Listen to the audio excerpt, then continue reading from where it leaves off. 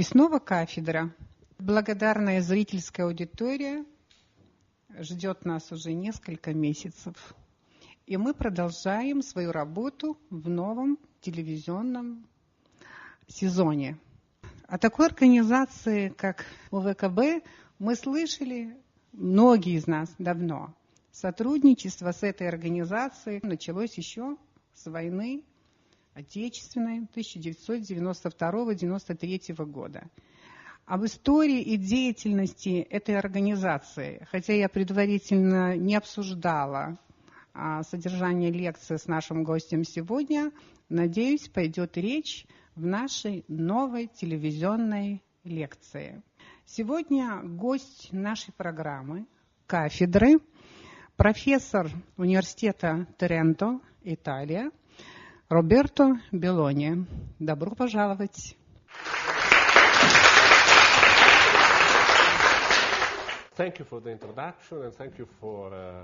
Спасибо за представление. Спасибо всем, что пришли сюда сегодня, чтобы послушать мою лекцию. Прежде всего, я хочу поблагодарить профессора Бруно Капитерса, который пригласил меня поучаствовать в программе, которую он проводит уже несколько лет. И именно он пригласил меня прочесть лекции в Абхазском государственном университете, что было очень интересно для меня. Для начала я должен сказать, что читал лекции на кафедре истории и теории международных отношений по предмету международной организации. И сегодня я решил рассказать об одной особенной организации, а именно Управлении Верховного комиссариата ООН по делам беженцев, которая является одной из важнейших организаций Объединенных Наций.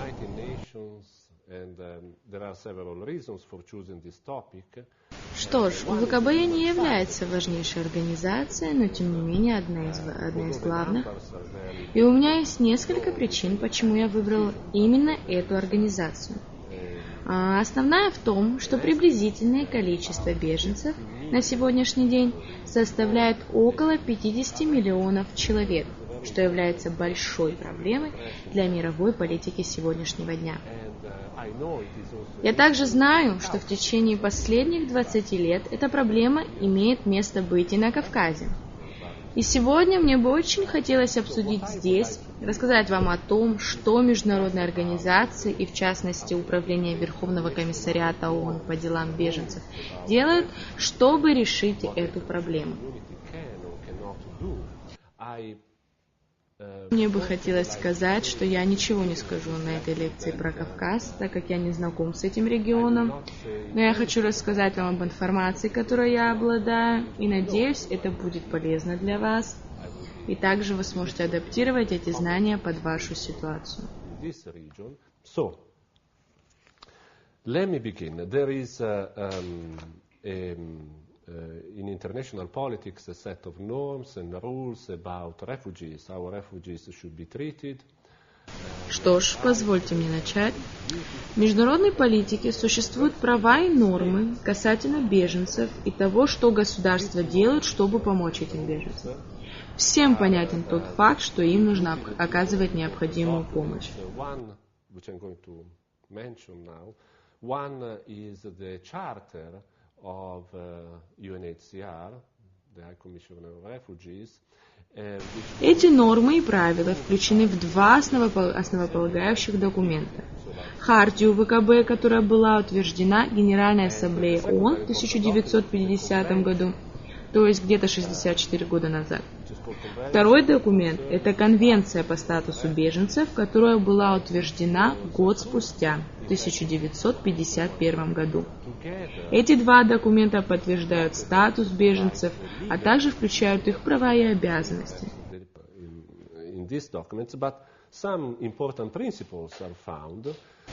В первую очередь, социальные права и свободы беженцев. К сожалению, у меня нет времени обсудить все пункты, которые закреплены в этих договорах. Всем понятно, что под основными свободами беженцев понимается свобода передвижения, разрешение на обучение и многие другие. В то же время все беженцы обладают определенными обязанностями. Также в этих документах закреплены положения, которые объясняют, как работает УВКБ.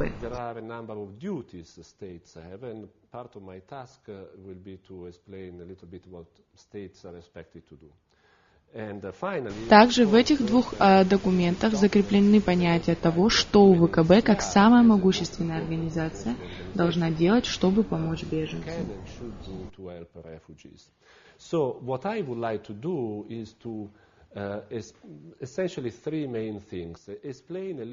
Сегодня я хочу обсудить 3 главных пункта. Это то, как устроено УВКБ. Я расскажу о том, как УВКБ работает сейчас и как работал раньше. И расскажу об устройстве самого УВКБ. How UNHCR works, how we can get some influence. And thirdly, Конечно, это очень большой период, и я постараюсь рассказать его вкратце, разбив его на 2 периода. Since it was created in 1950 up to today. Of course, it is many years, so I will be very general. My goal is simply to give you a general understanding of how this task evolved over time. Мне бы хотелось начать с основных принципов, которые упомянуты в этих документах, и разъяснить, наверное, основной принцип. Это понимание того, кто же на самом деле является беженцем и как человек может получить статус беженца. Все эти права и нормы можно заключить в одно основное правило. Все эти права и нормы можно закрепить в одно основное право. Это право на международную защиту, право на то, чтобы тебя защищали.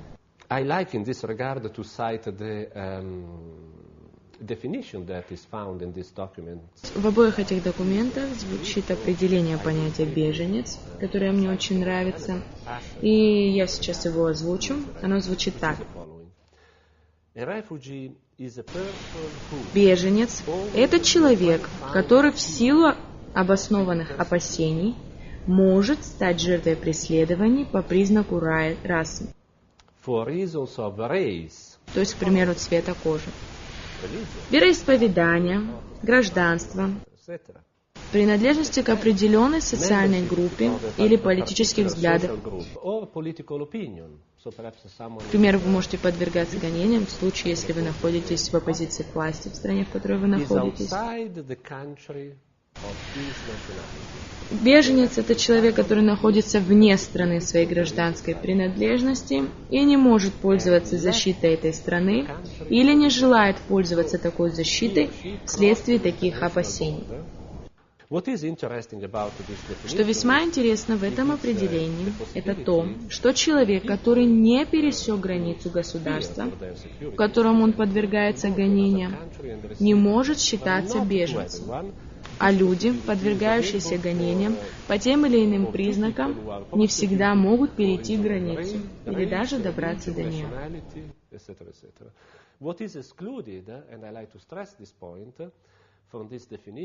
Из этого списка исключаются люди, которые бегут из очень бедных стран в поисках лучшей жизни. Конечно, если кто-то бежит из-за экономических или социальных причин, это большая катастрофа, но тем не менее, они, конечно, могут искать лучшую жизнь, но люди, которые бегут по экономическим причинам, не могут считаться беженцами. Во-первых, мне бы хотелось напомнить, как я уже сказал раньше, беженцы обладают правами и обязанностями. Основной задачей этой международной организации, а именно УВКБ, является обеспечение международной защиты для людей, которые сбежали из страны, в которой они подвергаются гонениям. И основная задача УВКБ, так как беженцы не всегда обладают документами, удостоверяющими личность, легальными документами, УВКБ может помочь в этом, то есть предоставить необходимые документы. И вы знаете, что и в Абхазии это является большой проблемой, так как очень тяжело путешествовать гражданам Абхазии, так как ваши документы не признаются другими государствами. Вторая важная задача УВКБ заключается в том, что так как беженцы не имеют определенного места жительства, то есть если вы беженец, это значит, что у вас нет места, где вы живете, и вероятнее всего вы будете жить в каком-нибудь палаточном лагере. УВКБ, в свою очередь, делает все возможное, чтобы помочь вам в этом смысле, и может даже помочь вашей интеграции в общество. В этих двух документах также закреплены 3 основных пункта, которым все следуют. Первое. В случае, когда угроза в вашей стране пройдет, то есть когда у вас исчезнет страх, вы сможете вернуться назад. Второе. Беженцы могут быть интегрированы в социальном смысле. Если вы пересекли границу и попросили убежище в Турции, то вам могут отказать.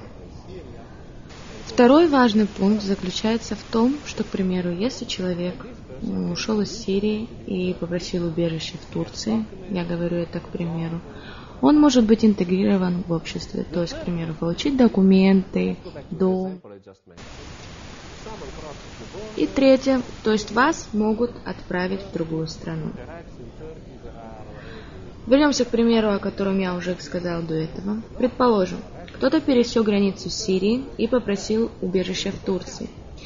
Но Турция уже не может принять беженцев, так как на сегодняшний день в Турции находится более 1 миллиона беженцев. И, к примеру, после этого вы попросили убежище в Абхазии. Я знаю, что в Сухуме сейчас находится около 4000 беженцев из Сирии. Каждый беженец обладает правом, согласно которому его не могут отослать обратно в страну, в которой его подвергают гонениям.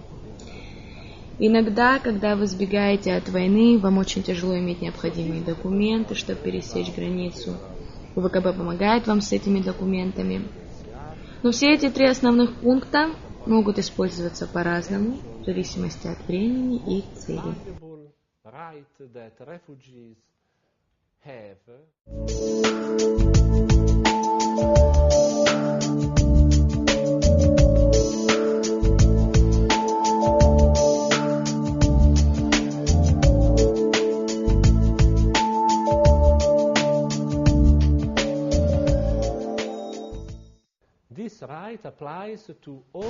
Все беженцы обладают правилом, согласно которому их не могут отослать назад.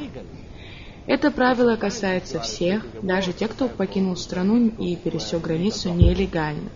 То есть даже если вы пересекли границу нелегально, то есть это очень трудно, пересечь границу, обладая всеми документами, паспортом, визой, это не значит, что вы не можете получить статус беженца. Это правило распространяется также на вас, то есть вас не могут вернуть домой. Беженцами не могут считаться люди, которые замешаны или обвиняются в каком-то тяжелом преступлении в стране своего пребывания. То есть преступники не могут стать беженцами. Я упомянул это, потому что в Европе существует большой страх того, что люди, которые просят статуса беженца, на самом деле являются преступниками и не могут обладать этим правом.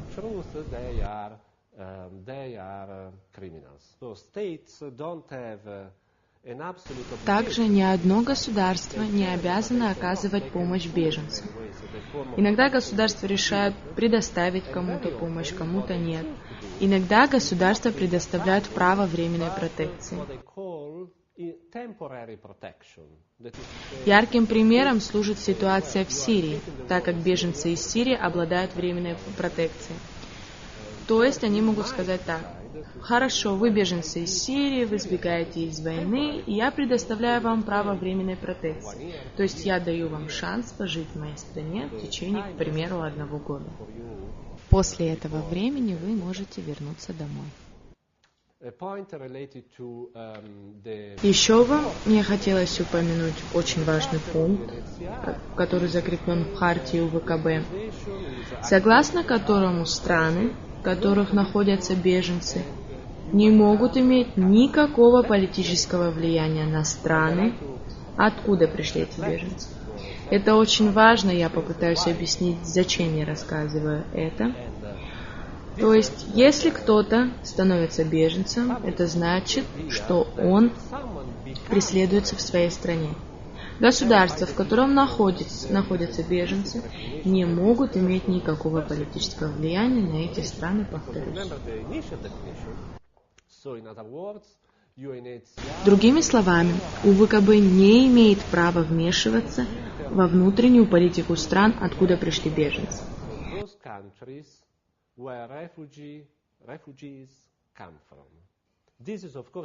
Это звучит совершенно по-другому для неправительственных организаций.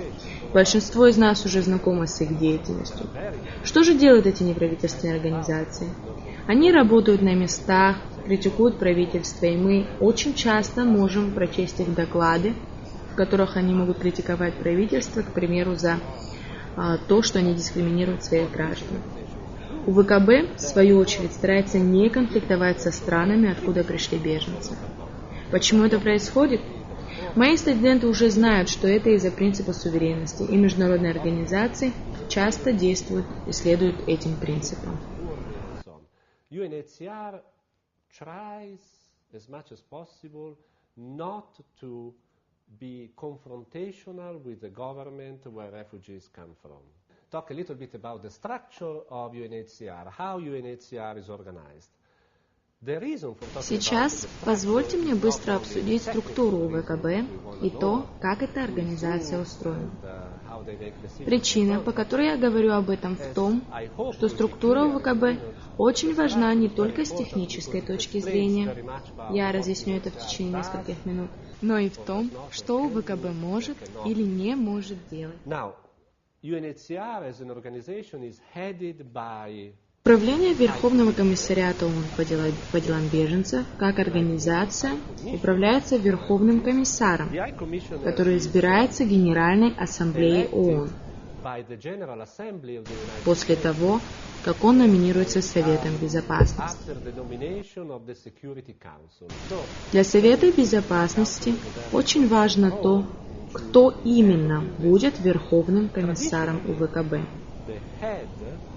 Традиционно Верховным комиссаром становится представитель страны, то есть страны-донора, который предоставляет большее количество денег в УВКБ, а обеспечивается УВКБ при помощи финансовой поддержки стран Совета Безопасности. В основном это страны Европы, Япония, что уже является интересным, так как исполнительная власть в УВКБ сконцентрирована на Западе. УВКБ, как большинство международных организаций, имеет исполнительный комитет, который действительно важен.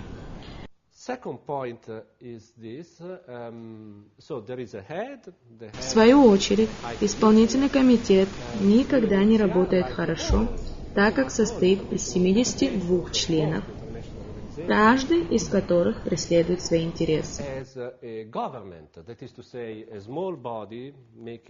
Как вы понимаете, чем больше людей будет находиться в этой комнате, тем тяжелее нам будет принять решение, которое удовлетворит всех. However, today the executive committee is composed by 72 members, so you understand, the bigger the number in a room, the more difficult is to reach a decision on anything, and then to implement policy, etc., etc. Изначально УВКБ состоял из 25 членов, но потом очень быстро число стран-участниц возросло до 72.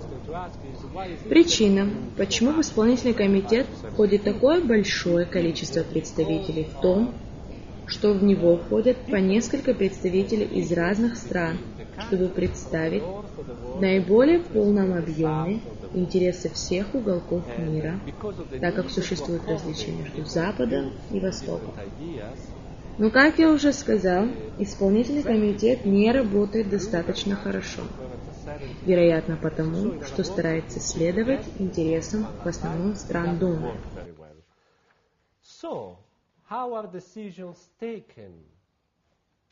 То есть наиболее успешные страны пытаются использовать управление Верховного комиссариата ООН по делам беженцев как инструмент для проведения своей внешней политики. Как принимаются решения? Государство всегда следует своим собственным интересам. Why do they do that? Because То есть, если страны вкладывают деньги в бюджет ВКБ, они хотят следовать своим собственным интересам. know this in many ways. States want to use UNHCR. The most powerful states want Мои студенты знают, что это не всегда получается. try to use the UNHCR as a tool for their foreign policy purposes. How do they do that? Как же у них получается это делать? Они делают это путем контроля бюджета. Чтобы ответить на этот вопрос, давайте рассмотрим бюджет УВКБ. Он составляет только 2% бюджета УВКБ. Everything else, so 98, 98% бюджета УВКБ обеспечивается частными донорами. К примеру, мы можем увидеть по телевизору или услышать, к примеру, Дональд Трамп пожертвовал в организацию УВКБ определенное количество денег. Ну, понятно, что все эти деньги жертвуются в основном на определенные цели. И в основном эти доноры преследуют частную выгоду. Конечно, эти доноры делают это по персональным причинам, но с другой стороны, это действительно хорошо, что они поступают таким образом. of the budget of UNHCR 3/4 бюджета УВКБ представляют 10 стран долларов. Только Соединенные Штаты Америки составляют 30% бюджета. То есть вы понимаете, что если государство платит 30%, это значит, что оно в какой-то степени контролирует деятельность самого УКБ. Понятно, что большинство денег, которые выделяет США, они выделяют на определенные цели и задачи. То есть, иначе говоря, они регулируют деятельность УВКБ. Понятно, что США не будет выделять деньги на задачи, которые не несут никакой политической выгоды для США, а жертвуют лишь в тех случаях, когда это принесет им выгоду. that specific goal the money was given for.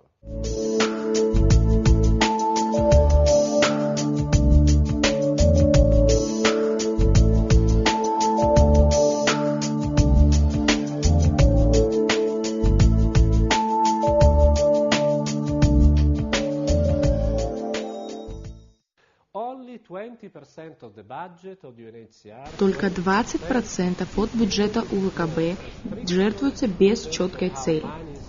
То есть УВКБ может распоряжаться этими деньгами по своему желанию и разумению.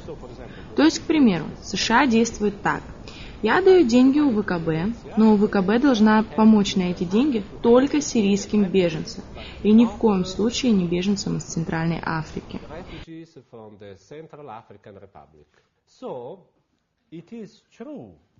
This is one important first conclusion we can reach. Правда не только в том, и это первое заключение, которое мы достигли сегодня, что действительно сильные и богатые государства обладают влиянием на УВКБ, но и в том, что УВКБ влияет на государство в какой-то степени. It is also true that the UNHCR does have an influence on states who can become a refugee. Как же УВКБ получается это делать? В первую очередь УВКБ пытается заставить государство уважать права беженцев. Существуют комиссии, которые принимают решение о том, кто может или не может стать беженцем. В эти комиссии входят представители стран и УВКБ. Я говорю «пытается», потому что УВКБ не является абсолютной силой. Tries to convince states to respect the duties towards refugees. If you are a realist, for example, in international politics, Если вы реалист и придерживаетесь реалистических взглядов международной политики, вы можете считать, что этого недостаточно. Но другая точка зрения считает, что убеждение является хорошим инструментом. is a very good tool. UNHCR can be very effective in asking states to УВКБ очень хорошо может заставить уважать государство права беженцев. Но вопрос в том, почему государство следует УВКБ. Потому что репутация очень важна в международной политике. Все мы знаем, что репутация важна также и в нашей повседневной жизни. reputation, as we all know, also for our own daily life is important. And I would like to give you a very brief overview, necessarily brief and incomplete overview. Мой третий и последний пункт, который мне бы хотелось обсудить сегодня, это то, как на самом деле работает Управление Верховного комиссариата ООН по делам беженцев с момента своего основания и по сегодняшний день. Конечно, это очень большой период, и я попытаюсь разделить этот огромный период на два более мелких, до Холодной войны и после нее. УВКБ начал свое существование с очень ограниченным мандатом. Когда УВКБ был создан, это где-то в 1950 году, он был создан с очень ограниченным заданием – помогать беженцам только в Европе, не в Африке, не в Латинской Америке, где-нибудь еще, не в Азии. После Второй мировой войны, спустя 5 лет, на территории Европы было около 10 миллионов беженцев.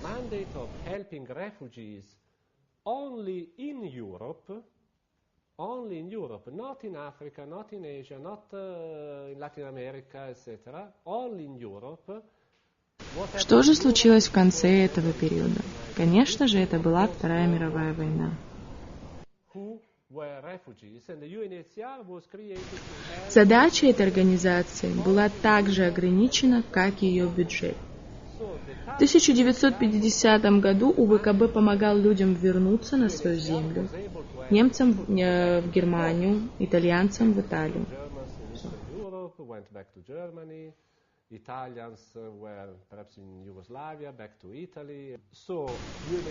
После выполнения своей задачи УВКБ мог исчезнуть, но он этого не сделал, потому что в период Холодной войны мало-помалу УВКБ стала самой могущественной гуманитарной организацией.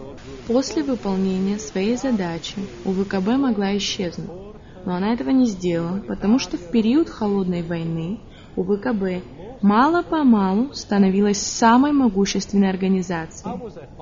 Несмотря на то, что она начала свое существование как организация для помощи беженцам только в Европе из-за последствий Второй мировой войны, после мирового кризиса, который начался приблизительно в это время, УВКБ обратилась в Генеральную ассамблею ООН с просьбой продолжить защищать права граждан, в порядке исключений помочь гражданам в Африке.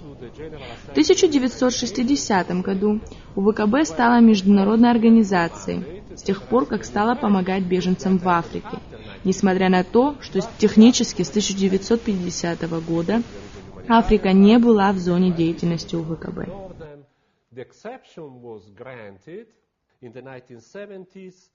В 1970-м УВКБ стал помогать беженцам из Бангладеша, где было около 10 миллионов беженцев.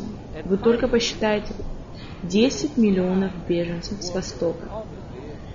УВКБ также стала помогать беженцам, которые старались защититься от коммунистического режима. И эти действия УВКБ носили, несомненно, политическую подоплеку, так как это являлось пропагандой победы США на Востоке. Также все эти люди были идеальными беженцами, позвольте мне так выразиться. Все они были белыми христианинами, и принять и адаптировать их в обществе было гораздо проще.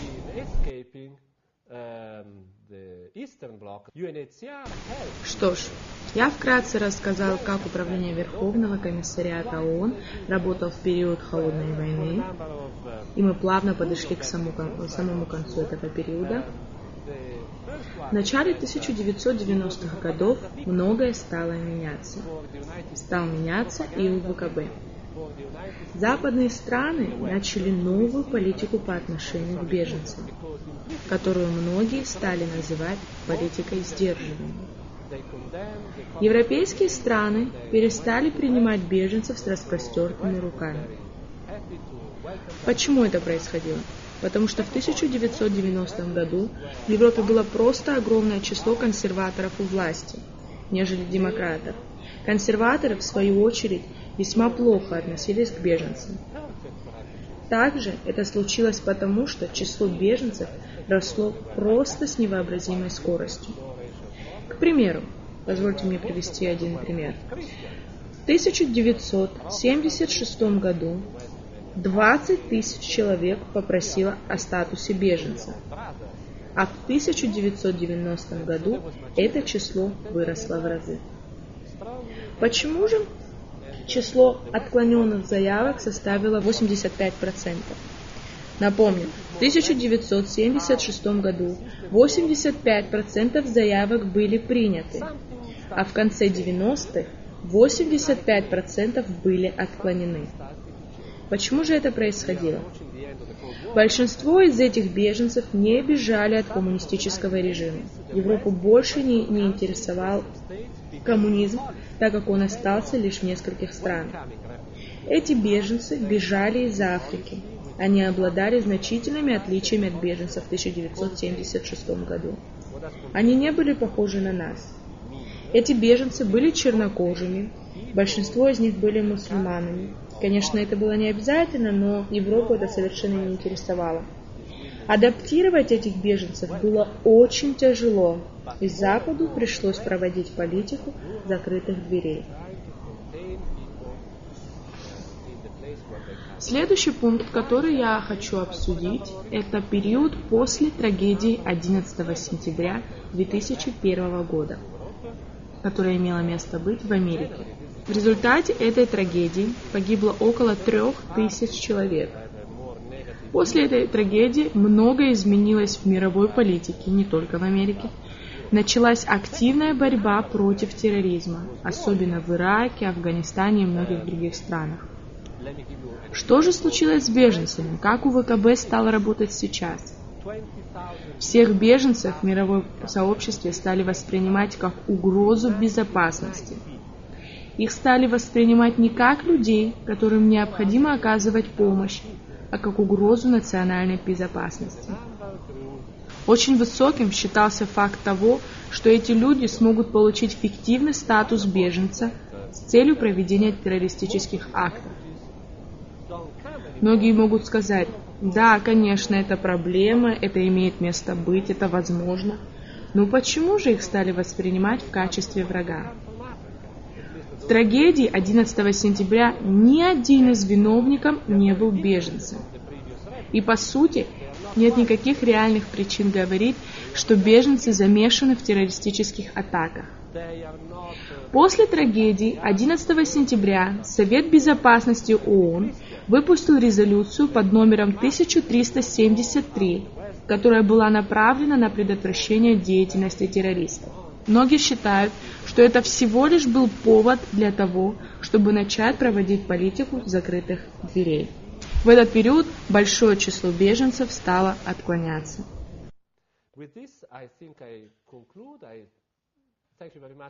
Спасибо за внимание.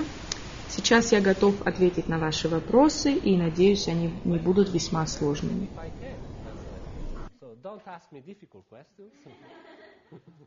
В первую очередь, мне бы хотелось поблагодарить вас за такую интересную лекцию. Вы уже упоминали, что эта организация, Управление Верховного комиссариата ООН по делам беженцев, и ее функции зависят от некоторых сильных государств. Меня интересует, есть ли такие случаи, какие-то ситуации, в которых эта организация выступала как полноценный актор, а не как инструмент чьих-то интересов. Thank you very much. That's a very interesting question. Yes. Now, in my presentation, I stressed that generally because states Спасибо за очень интересный вопрос. Конечно, да. В моей презентации я упомянул, что государство контролирует большой процент бюджета УВКБ.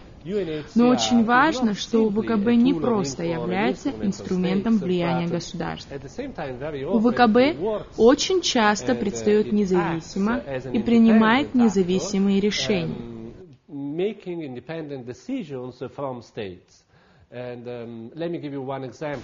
Позвольте мне привести пример. Война на Балканах, которая привела ко многим смертям, миллионы людей стали беженцами. Вначале, когда много людей хотели спастись из бывшей Югославии, многие европейские страны, я могу даже сказать, к сожалению, не хотели открывать свои границы для этих беженцев и сделать УВКБ инструментом своего влияния. В этой ситуации УВКБ очень грамотно и аккуратно подействовала так, чтобы сделать все, что в их силах, чтобы помочь этим беженцам. Да, это так. УВКБ часто не зависит от государств.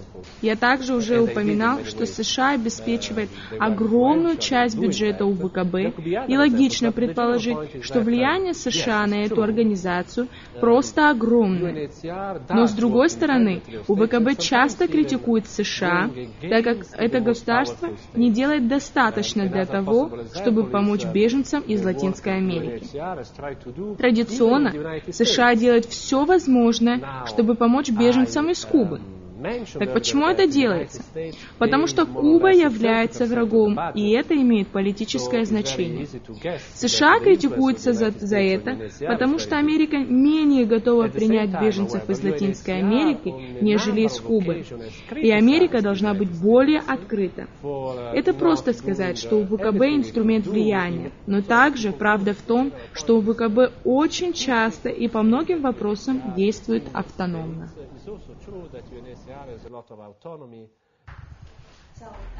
Что ж, снова спасибо вам за эту прекрасную информативную лекцию. У меня есть вопрос. Реально ли то, что люди, которые по факту являются беженцем, не могут получить этот статус? Если это возможно, как УВКБ решает эту проблему?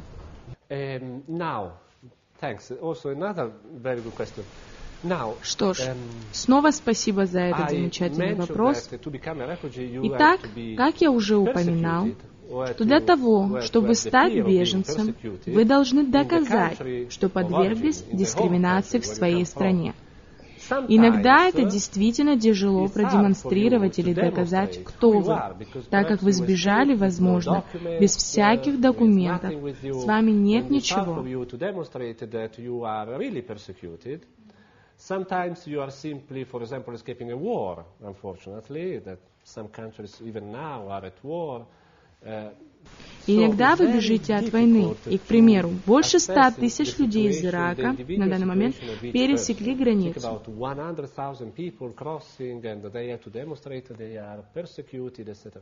Иногда очень трудно разобраться в каждой индивидуальной ситуации.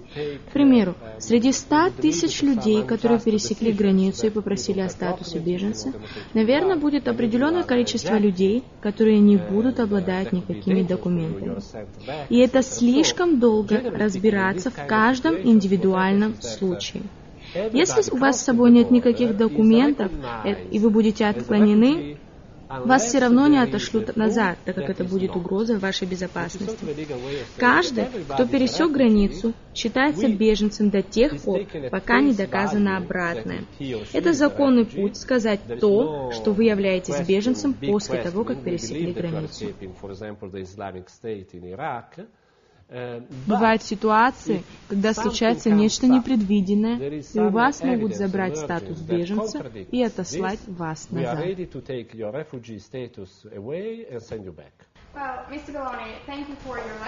Спасибо за вашу лекцию, мистер Белони. Она, как всегда, была очень интересной и информативной.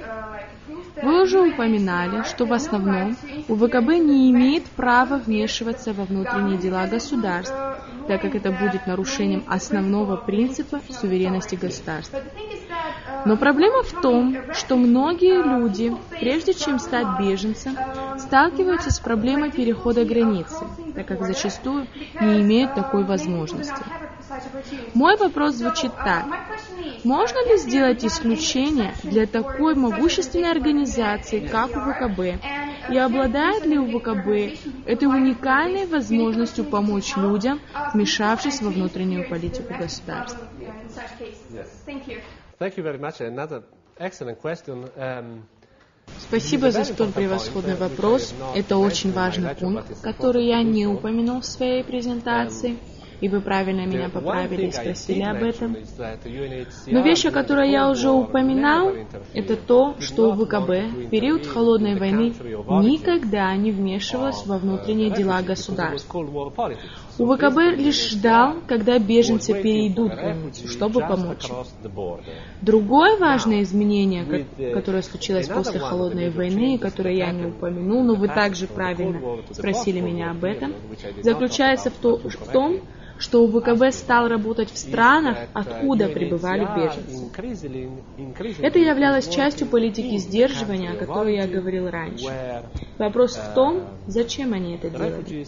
Затем, что не было никакой защиты прав человека, и УВКБ помогал развивающимся странам защищать права человека, демократические начала, попытался помочь развить экономику, для того, чтобы люди не покидали эти страны. Все это было частью общей идеи, которая развивалась в период после Холодной войны, так как этих беженцев было очень трудно адаптировать. Спасибо вам большое за лекцию. Участие данной организации в украинском контексте, каково оно вообще присутствует ли? Это один вопрос. И второй вопрос. Участие вашей организации в грузино-абхазском конфликте, насколько мы все знаем, Гальский район после нашей войны беженцы были возвращены. Часто вставал вопрос то о регистрации беженцев, то о пересчете беженцев. Как вы оцениваете деятельность этой организации в Абхазии? Well, these are the kind of questions I hope nobody would ask. Я надеялся, что меня никто не спросит об этом, потому что я не очень хорошо разбираюсь в этой теме. И, откровенно говоря, я не знаю ответа на ваши вопросы. Я очень плохо разбираюсь в этом регионе или, к примеру, в Украине. Я чувствую себя крайне некомфортно, когда мне приходится комментировать эту ситуацию.